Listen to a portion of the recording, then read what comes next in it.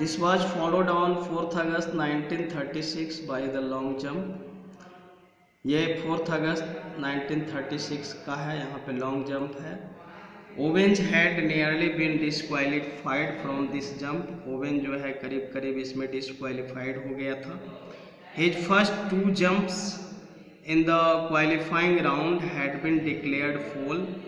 इसका 2 जंप जो है वो फॉल डिक्लेयर कर दिया गया था। फॉल का मतलब होता है bad, as he had crossed the take off line on the both attempts. दोनों अटेम्प्ट्स में जो है टेक ऑफ लाइन क्रॉस कर गया था। ओवेंज वाज फ्लस्टर्ड। ओवेंज बहुत ही कंफ्यूज था, because he was now left with only 1 jump to qualify. अब ओवेंज के पास मात्र 1 जंप बचा था जो क्वालिफाई करने के लिए बचा था।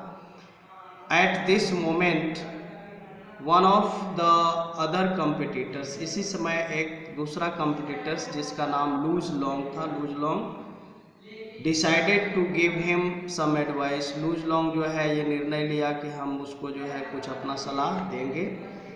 Loose told Owens to jump from a distance away before the take off line for the final jump. Luz जो है उसको एडवाइस देता है कि to jump from a distance way before the takeoff line. He was sure that Owens could easily jump the qualifying distance, और वो loose long sure था कि इसके बाद ओवेंज जो है क्वालिफाई कर जाएगा। When even with a jump from a distance that was well short of the takeoff mark, Owens took his advice and qualified on his last jump। और ओवेंज जो है उसके एडवाइस को मानता है और नेक्स्ट जंप को क्वालिफाई कर जाता है। Eventually Owens beat Long in the finals to win the gold medal. और ओवेंज जो है लॉन्ग को बीट करता है, उसको हराता है in the finals to win the gold medal, और गोल्ड मेडल विन करता है। And Long was the first to congratulate him. और लॉन्ग जो है पहला व्यक्ति था जो ओवेंज को कॉन्ग्रेचुलेट करता है। ओवेंज डिक्लेयर्ड लेटर, इस बात को ओवेंज आगे जा करके बताता है। You can melt down all the medals and cups I have and they wouldn't be plating on the 24 carat friendship I felt for Luz Long at that moment.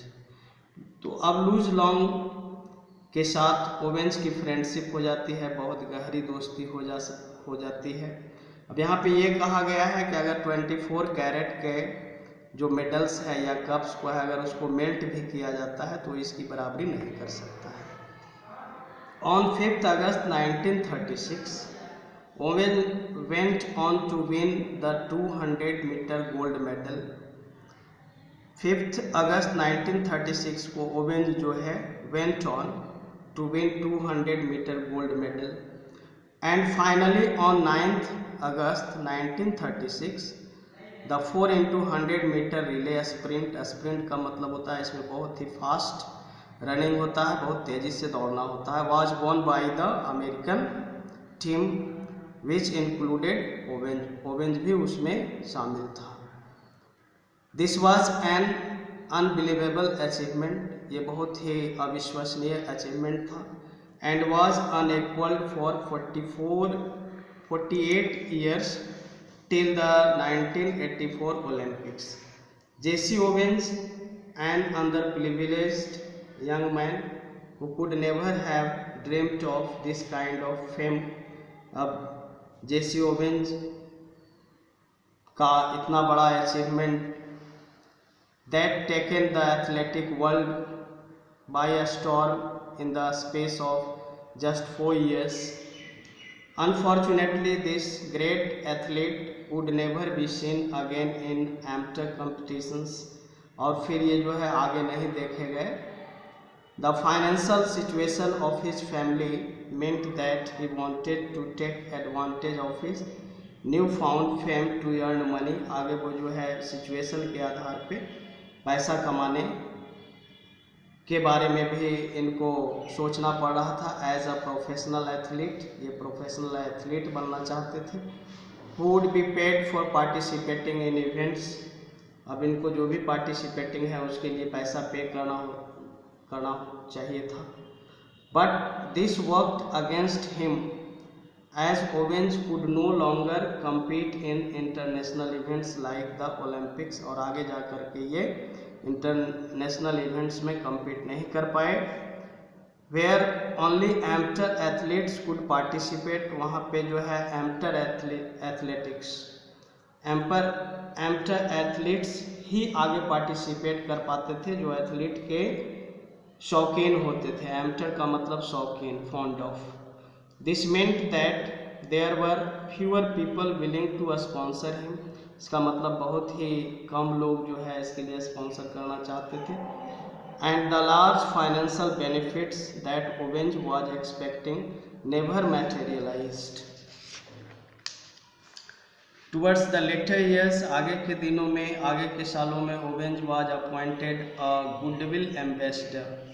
Owens का appointment एक गुडविल एम्बेसडर के रूप में होता है for the United States के लिए, travelling the world as a representative of the country, और इनको जो है रिप्रेजेंटेटिव ऑफ द कंट्री के रूप में ट्रैवलिंग करना था।